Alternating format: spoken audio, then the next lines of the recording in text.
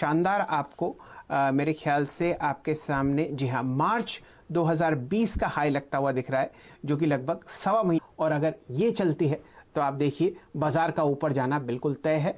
पिछले 2 मिनट में Nifty 10 point ऊपर बढ़ चुका है, दिन के उच्चतम लेवल की तरफ अब अग्रसर 9,337, और आपने दिन का उच्चतम लेवल देखा था लगभग 9,385 के आसपास। तो देखिए फिलहाल किस हिसाब से आपको रैली बनती हुई दिखेगी। प्रदीप जी।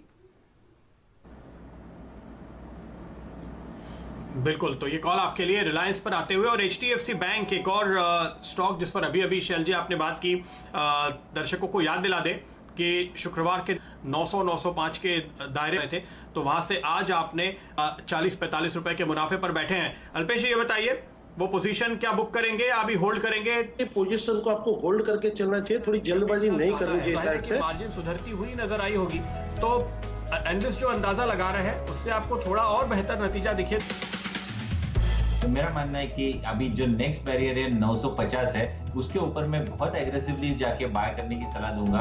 अभी एक्यूमुलेशन जोन है करंट लेवल से करीबन वो स्टॉक है जिसने दरअसल आज सबसे ज्यादा कंट्रीब्यूट किया है बाजार को ऊपर जाने के लिए। तो आप देखिए 350 पॉइंट ऊपर बैंक निफ्टी है और 4.5% ऊपर एचडीएफसी बैंक है। शानदार नतीजे इसने पेश किए।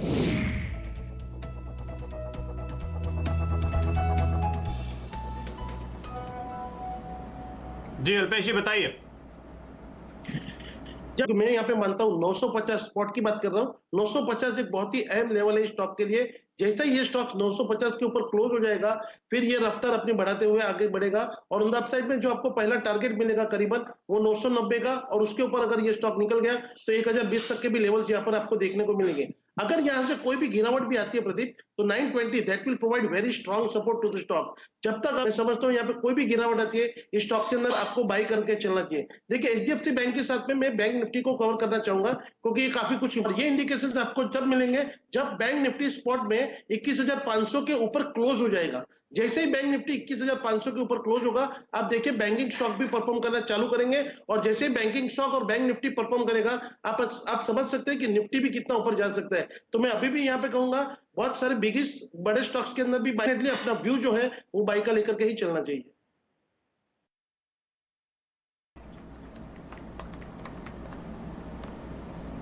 चलिए, ये राय आपको फिलहाल एचडीएफसी बैंक पर मिल रही है, और स्टॉक ने लगभग 1250-1300 का हाई दिखाया था।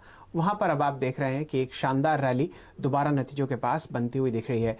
लेकिन पिछले हफ्ते हम लोगों ने ऑटो स्टॉक्स पर चर्चा करी, उसके बाद ऑटो एंसिलरीज पर आपने बहुत अच्छा मुनाफा कमाया, खासकर मदरसन सुमी पर, और भी मिंडा कॉरपोरेशन, मिंडा इंडस्ट्रीज़ के आसपास। लेकिन आज अगर कोई थीम चल रही है तो वो है फोर्जिंग स्टॉक्स, जहाँ पर आप देख रहे हैं MM फोर्जिंग और महिंद्रा CIE। ये दो ऐसे स्टॉक्स हैं जो आपको ऑलरेडी सर्किट पर दिखेंगे 5% की। MM फोर्जिंग चल रहा है लगभग 189 रुपये पर, और महिंद्रा CIE ये एक बहुत ही फंडामेंटली स्ट्रॉन्ग कंपनी है, और यहाँ पर आपको जो प्राइस आता हुआ दिखेगा वो है लगभग 81 रुपये। वो भारत फोर्ज के एक शानदार मूव फ्राइडे को, जो कि 18% स्टॉक ऊपर हुआ था बेहतरीन वॉल्यूम्स पर, उस पर हुई है। भारत फोर्ज पर नजर डालते हैं एक बार। शानदार वॉल्यूम और बेहतरीन प्राइस एक्शन। फूरिया साहब आज भी आपके सामने है, लगभग 290 का प्राइस आपके सामने भारत फोर्ज का आएगा। सबसे पहले आपकी राय लेते हैं भारत फोर्ज पर, और फिर चर्चा करेंगे अन्य स्टॉक्स पर जो फिलहाल आपके सामने इस सेक्टर में बहुत जबरदस्त तरीके से रैली कर रहे हैं। आपकी राय भारत फोर्ज पर?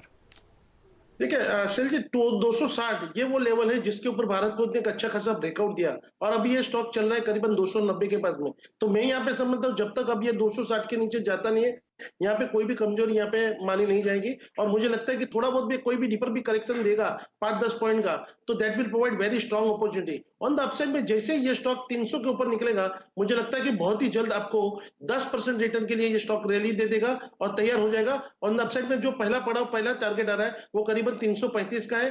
335 को ही निकालते ही ये स्टॉक भी एक आउट परफॉर्म करना शुरू कर देगा। जी, फिलहाल भारत फोर्ज की तरफ अगर आप नज़र डालें प्रदीप जी, तो इसने फ्राइडे के दिन लगभग 29 या 28 लाख 30 हज़ार शेयर की डिलीवरी उठी थी। फ्राइडे को इतना था और एक दिन पहले 9,40,000 शेयर की डिलीवरी आपको उठती हुई दिखी थी। तो बेहतरीन प्राइस और एक्शन आपके सामने आ रहा है इन स्टॉक्स पर। इन्हीं के साथ साथ आपके सामने एक और कंपनी है एलिकॉन कास्ट अलॉयज, जो आपके सामने फिलहाल ट्रेड कर रही है 338.85 की। इसमें वॉल्यूम ज़रा कम होती है, इस पर राय ले लेते हैं आपकी फुरिया साहब। एलिकॉन कास्ट अलॉय 238 रुपये 85 पैसे।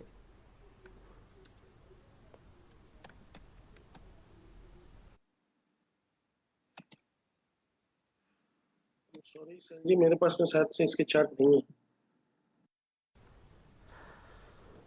मेरे ख्याल से प्राइस आपके सामने अब बढ़कर लगभग 245 हो गया है। वॉल्यूम और प्राइस एक्शन बहुत शानदार है फुरिया साहब। अगर आप बीएससी का चार्ट देखें तो शायद आपको एलिकॉन कास्ट अलॉय मिल जाएगा। यहाँ पर वॉल्यूम आपके सामने लगभग 13,500 शेयर हो चुकी है और 17% ऊपर है 241 पर। तो बेहतरीन एक्शन और प्राइस वॉल्यूम आपके सामने आता हुआ दिख रहा है। मैं माफी चाहूंगा शैल जी, मेरे पास में इसकी चार्ट अवेलेबल नहीं है अभी। चलिए कोई बात नहीं। ये आपके सामने Alicon cast alloys mid March के हाइस पे है। वॉल्यूम और प्राइस एक्शन आपके साथ जैसा कि मैंने आपको बताया। चलिए राहुल शाह साहब जी, राहुल शाह साहब हमारे साथ जुड़े हुए हैं और 2:35 हो चुके हैं। शाह साहब, बचे हुए 1 घंटे के लिए आप कोई शानदार ट्रेड बताइए। आई थिंक बाजार अच्छे खासे तेजी की मूड में है, लेकिन कई स्टॉक्स में मेरे ख्याल से एनबीएफसी स्पेस में से अभी भी लगा रहे हैं। एक रहा है बजाज फाइनेंस, तो मुझे लग रहा है कि इसको शॉर्ट किया जा सकता है अभी भी ये लेवल पे। अपसाइड डेफिनेटली कैप है स्टॉक के अंदर, तो नियर टर्म रेजिस्टेंस स्टॉक का है 2356, तो वही स्टॉप लॉस से शॉर्ट किया जा सकता है। मुझे लगता है फर्स्ट टारगेट 2270 और दूसरा 2230 तक ये लक्ष्य आ सकता है बजाज फाइनेंस के अंदर।